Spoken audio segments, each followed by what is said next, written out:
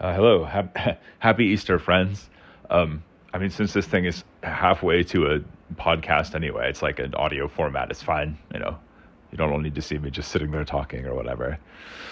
But I haven't really talked about this on my channel because I've kept it like philosophical or whatever. But um, I write music among other things, and it's interesting because due to a series of interesting, quote unquote coincidences, I found myself suddenly dipping my toe into the world of AI art, right? Just because I quote unquote, like, again, accidentally signed up for something and then realized it would be incredibly useful for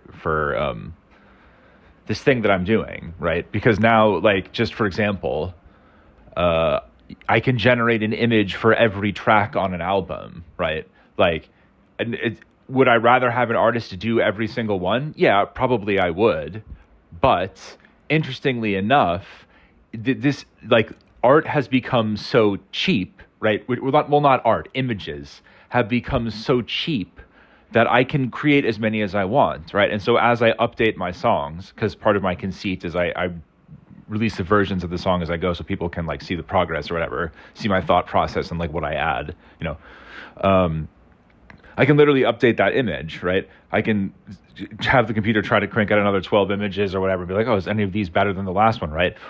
Because then there's this idea that with a prompt, right? Because you prompt the AI to create an image, right? Could you create a genuine symbol, arcanum, a set of symbols using an AI generator? Because truly, the meaning is in the person that beholds it. It's not really in the symbol, right? It's just like a mirror for the person's own understanding. And so there's nothing that stops an AI from creating a symbol. And so that means that I can make a bunch of symbolic pictures to go with every one of my tracks as, like, an extra, aid prompt to imagination or whatever. Because I get two clues. I get the name of the track, right? And I get the picture that goes with it. And those are the only hints that people get as to what I was thinking. And of course, people can have their own experiences and interpretations, but that's just a clue as for where I'm coming from, right? And also this idea that I'm playing with the idea of giving people symbols that might wake up certain stuff in them. Not because of anything I did. Just I put it there. It's up to them to awaken themselves. But it's just fun to set out that little... it's like putting a little fishing hook in the water, just seeing, like, what if I'll catch any fish, right? Like, I'm not catching them; they're catching themselves. It's a tortured analogy, but it works. I think Christ has been referred to as a fisher in that way.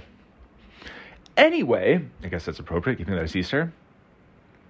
Anyway, so basically, I just ran into this thing here where, the debate about artists and art and AI and so forth is very interesting. But it's just this, what we have to, this is all to the point because it forces us to comprehend why humans do art to begin with, right? The truth is, if anything is entered into the economic realm, right, it gets flattened out. It gets turned into a mechanism. It's given a purpose, right? In an economy, things are done, right? Things are processed, transformed, moved along, right? The economy is a mechanistic process. It's not purely mechanical, but surely it has mechanistic elements in it, right? And so, like, those are incompatible with art, at least in terms of, its true meaning. It is built on mechanism, right? You need tools, paints, whatever. You need the ability to make art. There is a logical element.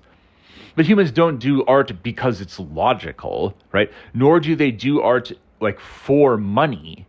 Like, I understand that an artist would have to sell their art to earn a living because of the way our society is structured. But it's not like people don't do art for money. If everybody had money, people would still do art, like, for themselves, to explore themselves, explore color, like as a human activity. Art is in no way threatened by AI, because AI is a mechanistic commodification of something, right? A commodification of image, essentially, right? Not art. Because art cannot be commodified, essentially, right? So, again, I understand that people have to sell art, but I'm talking about art as for what it is, not the fact that people have to eat or whatever, right? So, like, I understand that, okay, art as a human activity is not touched by AI, but certainly art as an ability to sustain oneself via producing images is not going to be sustainable in the face of AI, quote unquote, art. But I just say AI imaging, I think would be a much more truthful way of putting it, because the AI is not capable of art. The way that it creates these images is with a purely logical method. I mean, it's so complicated that the people that are working with these things don't even understand it, but nevertheless, it is a machine of logic made of logical operations, right? Unless you believe in emergent phenomenon that are non-logical happening above the level of a logical machine, which is obviously what materialism might sort of believe, but at least with a computer, we know transparently that it is built on, trillions of logic gates or whatever, right? So yeah, we can use trillions of logic gates to sort static into specific images, right? It's just like super duper calculation, right? A commodification of images. If like humans can never compete with machines in terms of production, commodification, if we're going to pit ourselves against machines in terms of commodifying images, we are going to lose, right? So this AI issue should be forcing people to understand, like, what the hell is going on here. And actually, it does kind of illuminate the threefold issue with society, because art is just like everything else thrown into the world of commerce, even though it properly doesn't belong there as for what it is, for its purpose, right? One does not make art for money. One makes art for art. If you can be paid for it, like I can get paid for my music, right? But the ideal would be I do whatever the fuck I want, and then some person shows up and is like, hey, I really like that you are doing whatever the fuck you want, and we want that, pay you for that exactly as it is.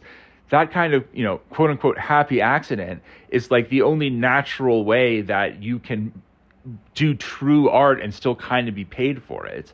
But if you are ever like making art with a mind to sell it, as some artists do and are quite successful at, I mean, there's nothing wrong with that at all. But that is a commodification of image, right? It's not the same as art for art's sake. And again, obviously, there is plenty of room for commodification of image because, I mean, Jesus Christ, look at the pornography industry, for example, or anything else, right? Commodification of image is a tremendous business. And again, humans cannot compete with machines when it comes to just raw output of commodity, right? So it doesn't bode well for people being able to make a living doing art, right?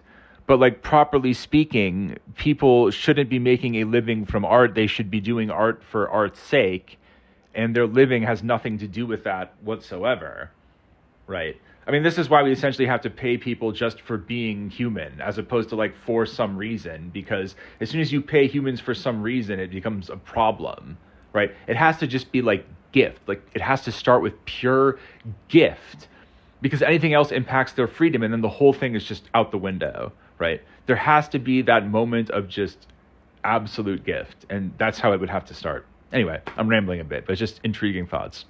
Thanks for listening, friends. Happy Easter.